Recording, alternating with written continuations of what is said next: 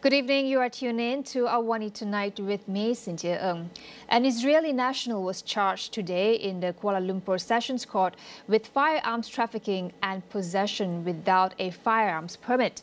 The man, Shalom Avitan, was accused of trafficking 6 pistols and 158 bullets at a hotel in the capital. He pleaded not guilty. The charges come under Section 7 of the Firearms Increased Penalties Act and Section 8A of the Arms Act. For possessing ammunition without a permit, Avitan faces up to 7 years imprisonment, a fine of up to 10,000 ringgit or both. Meanwhile, for trafficking firearms, he faces between 30 and 40 years imprisonment and up to 6 strokes of the cane. The court did not offer Avitan bail and fixed May 21st for case mention. On Monday, a Malaysian couple believed to have supplied Avitan with weapons were charged with illegal possession of firearms. Prime Minister Datuk Seri Anwar Ibrahim says he has not held any discussions on the Pakatan Harapan PH candidate for the Kuala Kubu Baru state by-election.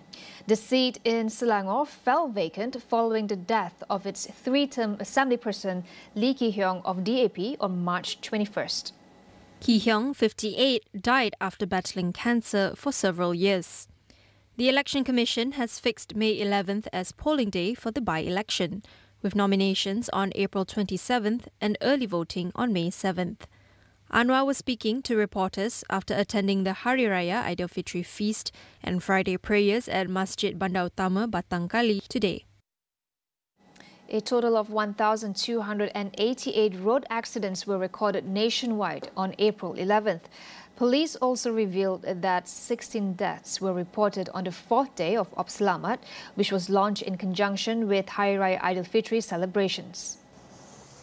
The number of road deaths yesterday was down from the 35 recorded the previous day.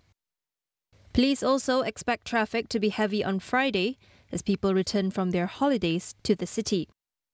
Inspector General of Police Tan Sri Razaruddin Hussein urged motorists to be courteous with each other on the road, especially when travelling long distances during the festive season.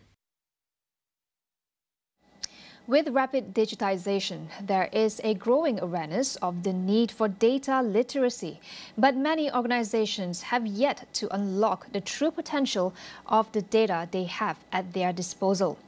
Rackspace Technologies' Hemanta Banerjee discusses some of the challenges organizations face on this front. So there are two main reasons why improving data literacy is challenging. The first actually has nothing to do with the people. The first is you need to have a platform where you have, safe, reliable data, data that people can trust to use for their decision making. Because if you don't have a platform where you have reliable data, then you don't use it, and therefore don't improve on the data literacy aspects of it. The second aspect, which is equally important, is how do you create a culture where people start with the data when they are making a decision, right? And a lot of that comes from senior management. So instead of making decisions from your gut, how does senior management promote the use of data to make decisions? And then that becomes part of the culture, so that everybody in the organization puts data first, in order to arrive at the conclusion. Hemanta also outlines ways in which organizations can invest in data literacy. It recommends prioritizing good quality data through a rigorous audit process and engaging young people with data skills. I think you can start with first ensuring that you have good quality data, and that happens through a fairly rigorous audit of your business processes and the data that is produced at the various touch points within those business processes. So once you actually start treating data as an asset, and you're ensuring that you're auditing it, validating it, ensuring that it is kept safely, and kept in a manner that people can use it, that by itself is going to promote people to rely on this information. Himanta also highlights the value of training existing workforce in data skills to ensure greater productivity. So you take people who are already skilled in what they're doing and then train them on the tools and technologies that allows them to improve their productivity around using data. So for example, if you take an accountant, they're already fairly used to producing the financial statements and the management reports that their executives are looking for.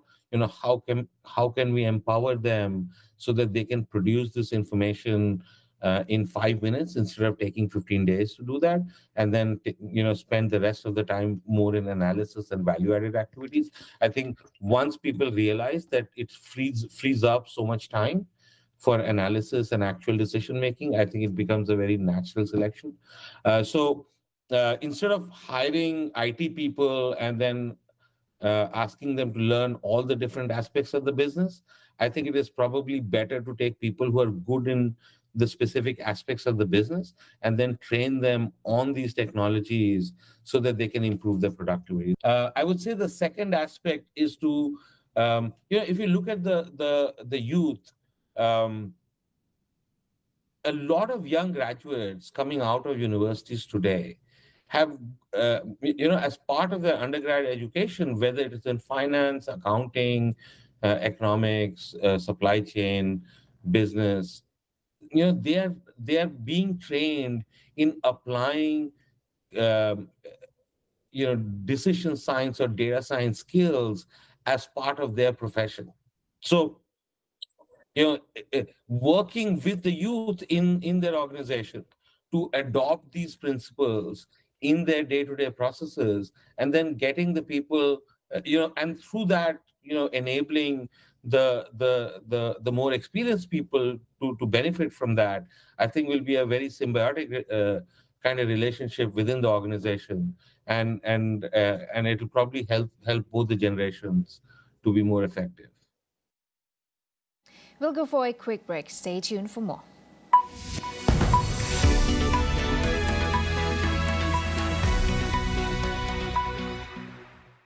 Dua slot drama pilihan ramai setiap Isnin hingga Khamis. Aku masih tak berapa faham lagi lah. Aku kusah. Cuma macam jantan sikit berdiri tu. Kau cik make up aku kan? Kau nak sangat kan? Kunsa, 9 malam. Selagi Mama tak dapat cucu, selagi tulah harta ni tu akan jatuh pada sesiapa saja. Dia bahagia sangat, Abang. Perasan ingat aku nak sangat kau. Takdir itu milik aku. 10 malam. 2 drama hit terus menerus di Astro dan On Demand.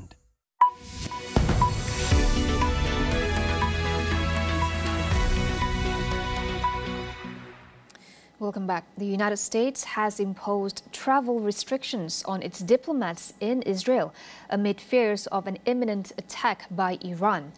U.S. embassy staff and their families were instructed not to travel outside the Greater Jerusalem, Tel Aviv or Beersheba areas until further notice. Iran had accused Israel of an airstrike on its consulate in Syria earlier in April that killed 13 people. Among the dead was a top Islamic Revolutionary Guards general and other military officials.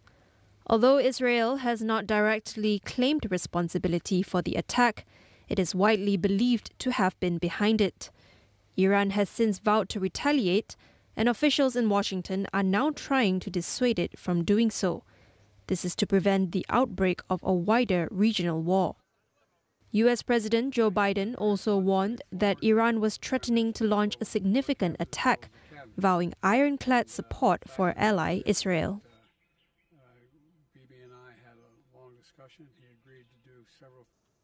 The United Nations released new footage showing the extent of devastation in the southern Gaza city of Khan Yunis after the recent withdrawal of Israeli ground troops. The city had come under Israeli bombardment in recent months, and last Sunday, only days before Eid al-Fitr. A UN team carrying out an assessment mission of the city said the buildings the team saw or visited were destroyed, with paved roads reduced to dirt tracks. Meanwhile, a UNICEF spokesperson said a vehicle she and her team were travelling in was hit by live ammunition while waiting to enter northern Gaza. Their mission was eventually aborted. I was in that car that was hit. It was waiting at a holding point just south of the Wadi Gaza checkpoint, where we are often instructed to wait before being called through the checkpoint. We were waiting there as instructed, and gunfire broke out in the vicinity. It seemed to be coming from the direction of the checkpoint towards civilians, who then turned and fled from the checkpoint. Luckily, myself and my colleagues, we were all safe, but this just underscores how dangerous it is for humanitarian aid workers in Gaza at the moment, that incidents like this continue to happen when they absolutely shouldn't.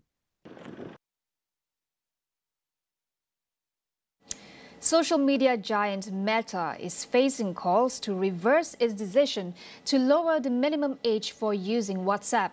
The change, which reduces the age limit from 16 to 13, took effect in the UK and European Union on Thursday. Meta, which also owns Facebook and Instagram, has drawn criticism from child safety groups for prioritizing shareholder profits over children's safety. They argue that reducing the age limit was tone-deaf and disregarded the growing warnings from scientists, doctors, teachers, parents, and mental health experts about the risk of early exposure to social media, such as exposure to extreme content and bullying. WhatsApp had been highlighted as a messaging app of choice for sexual predators due to its end-to-end encryption. But WhatsApp said the change in the age limit aligned with that of majority of countries and assured that protections were in place. Earlier this week, Meta unveiled a number of new safety features aimed at protecting young people from sextortion and the misuse of intimate images, including a filter for Instagram direct messages that automatically blurs out nude images sent to under 18s. President Joe Biden has vowed that the U.S. will defend the Philippines from any attack in the South China Sea as he seeks to reassure allies worried about increasingly assertive Chinese actions in the disputed waters. The comments came as Biden hosted the first ever trilateral summit between the U.S., Japan and the Philippines. He welcomed Philippine President Ferdinand Marcos Jr. to the White House a day after an official visit by Japanese Prime Minister Fumio Kishida. Japan and the Philippines both have separate territorial disputes with China. Japan's is over the Senkaku Islands in the East China Sea, while the Philippines is over areas in the South China Sea, particularly the Second Thomas Shoal. Chinese vessels have been accused of harassment in the area, including firing water cannons and ramming Philippine vessels. While the leaders did not mention China by name, Biden said any attack on Philippine aircraft, vessels or forces in the South China Sea would invoke the Mutual Defense Treaty that has been in place since 1951. China, for its part, has repeatedly shrugged off criticism of its actions in the South China Sea, blaming the U.S. for inflaming tensions in the Indo-Pacific.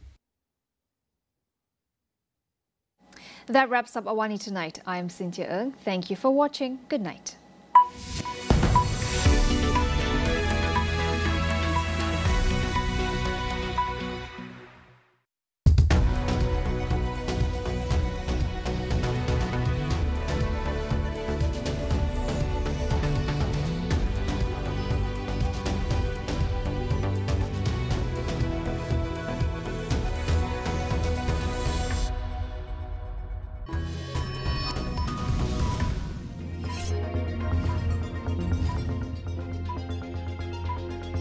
Dengan 35 kematian dicatatkan pada hari ketiga Ops Selamat, rakyat Malaysia seharusnya bimbang dengan angka kematian yang direkodkan akibat kemalangan jalan raya di negara ini.